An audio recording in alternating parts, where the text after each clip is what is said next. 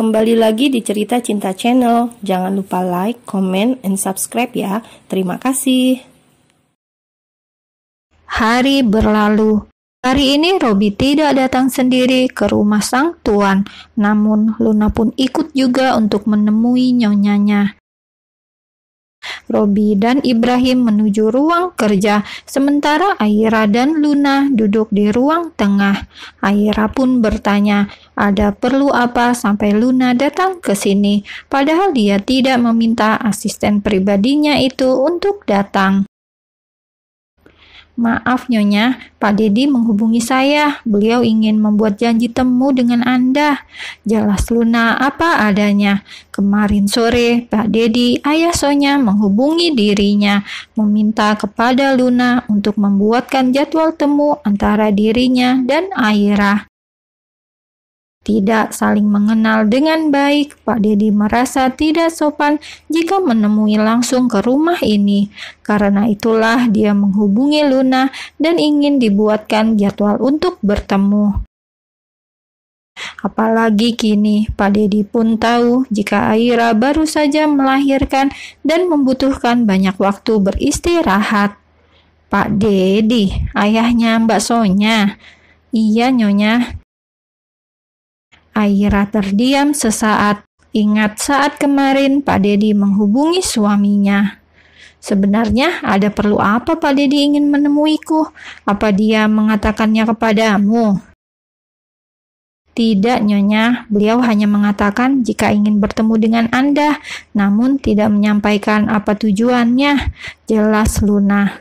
Apa tentang Sonya? Saya belum bisa memastikannya, Nyonya. Tapi jika Anda memerintahkan saya bisa mencari tahunya. Jelas Luna lagi. Dan Aira mengangguk. Aira memerintahkan Luna untuk menyelidiki apa sebenarnya tujuan Pak Dedi sedari kemarin terus menghubungi keluarganya. Aira yakin jika ini ada hubungannya dengan Sonya. Meski memerintahkan Luna untuk menyelidiki, namun Aira pun tetap berniat untuk bertemu juga dengan Pak Dedi. Jadi nanti Aira akan tahu dari dua sisi, cerita Pak Dedi dan penyelidikan Luna. Nanti sore Aira mengatakan jika Pak Dedi bisa menemuinya di rumah ini. Luna pun mengangguk. Setelahnya dia pergi dan menghubungi Pak Dedi tentang jadwal pertemuannya dengan Nyonya Aira, lalu segera melakukan penyelidikannya sendiri. Seperti biasa, saat zuhur tiba, pekerjaan Ibrahim akan ia selesaikan. Mulai dari zuhur hingga besok pagi, waktunya hanya tercurah untuk istri dan anak. Bahkan sebulan ini, Ibrahim sudah tidak pernah datang ke SM Corporation. Beberapa karyawan baru pun tidak tahu wajah asli pemilik perusahaan mereka bekerja. Hanya Robilah yang selama ini selalu kulu kilir antara rumah Ibrahim dan perusahaan. Keluar dari ruangan kerja, Ibrahim langsung mencari keberadaan istri dan anaknya. Dia turun ke lantai 1 dan mengedarkan pandangannya. Sepertinya Luna sudah pergi, gumam Ibrahim saat melihat di ruang tengah sudah tidak ada lagi Luna dan istrinya. Mungkin mereka di kamar. Lantas dengan segera Ibrahim berjalan menuju kamarnya yang kini ada di lantai 1, membuka pintu kamar itu dan melihat istrinya benar-benar ada di sana. Ibrahim tersenyum dan akhirnya masuk. Di mana Yusuf? Apa sedang bersama Mbak Ita? Tanya Ibrahim seraya menghampiri sang istri yang sedang duduk di kursi menyusui. Iya sayang, tidur di kamarnya. Yusuf sudah makan? Aira mengangguk. Sehabis makan tadi, Yusuf terus menguap, menandakan jika anak laki-lakinya itu sudah mengantuk. Mbak Ita lalu membawanya ke kamar, sementara Aira masuk ke kamarnya sendiri dan menyusui baby Yuna.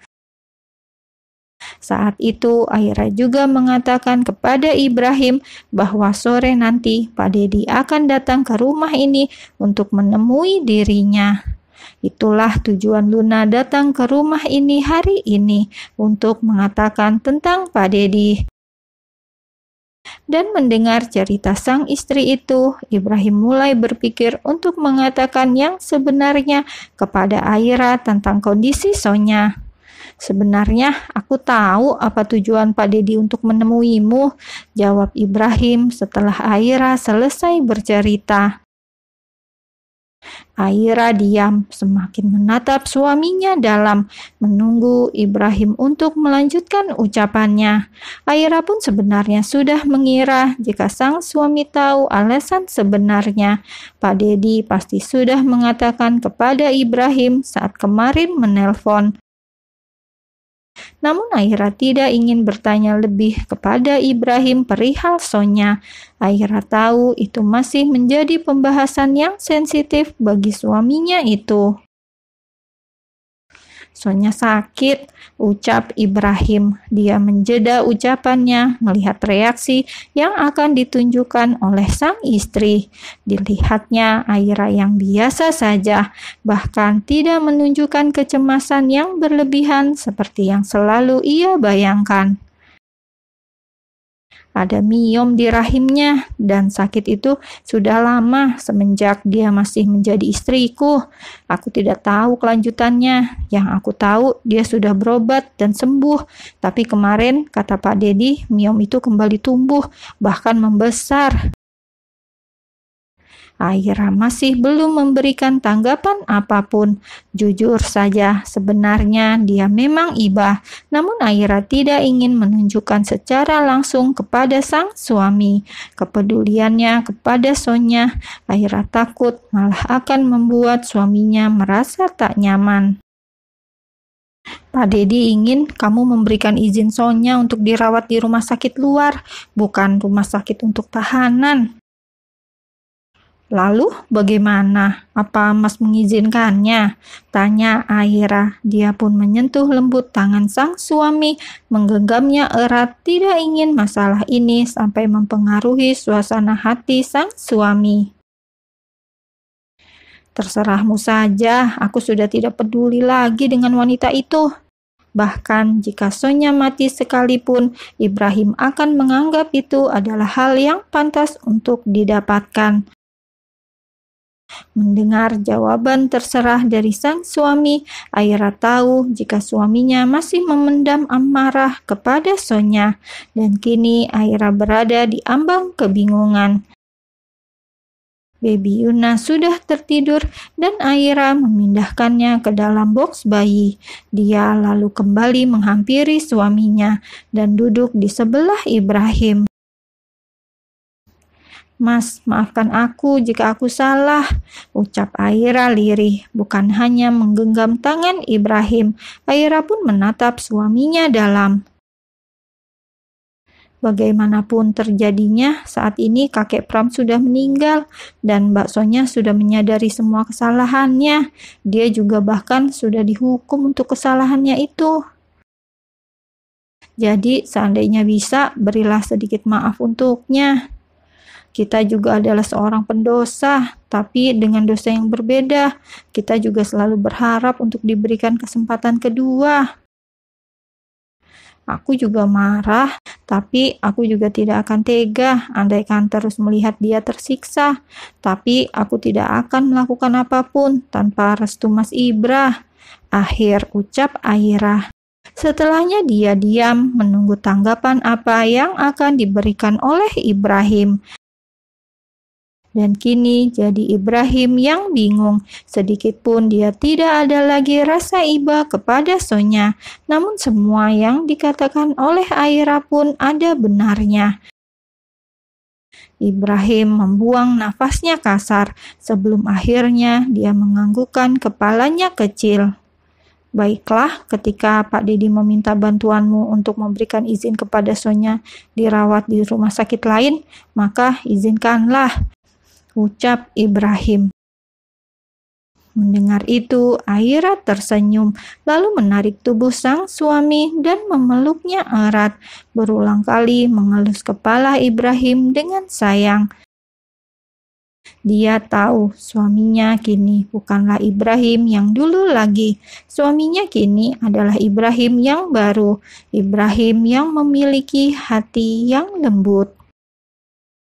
Sore hari setelah waktu asar, Pak Dedi datang ke rumah Ibrahim. Saat itu Ibrahim tidak ingin menemui Pak Dedi. Dia hanya meminta kepada Luna untuk mendampingi istrinya saat bertemu dengan Pak Dedi. Dan benar seperti ucapan Ibrahim siang tadi, kedatangan Pak Dedi ke sini memang untuk meminta izin perihal Sonya. Dan atas izin sang suami yang sudah diperoleh Aira, akhirnya dia pun memberikan izin itu. Lalu meminta Luna pula untuk mengurus semua berkas-berkasnya. Pak Dedi berulang kali mengucapkan kata terima kasih dan Aira menerima itu tanpa menyebutkan jika ini semua atas kehendak suaminya. Setelah Pak Dedi pergi, Luna pun menyampaikan hasil penyelidikannya sendiri, bukan hanya tentang permintaan Pak Dedi tadi, namun juga tentang kondisi Sonya yang sebenarnya saat ini. Sonya benar-benar sakit, Nyonya. Ini foto terbarunya. Luna menyerahkan selembar foto yang berhasil ia dapatkan. Dalam foto itu terlihat jelas jika Sonya sudah banyak mengalami perubahan fisik. Tubuhnya semakin kurus dengan cekungan mata yang nampak begitu jelas. Melihat itu, Aira menutup mulutnya yang menganga, menatap tidak percaya dengan hatinya yang begitu terenyuh.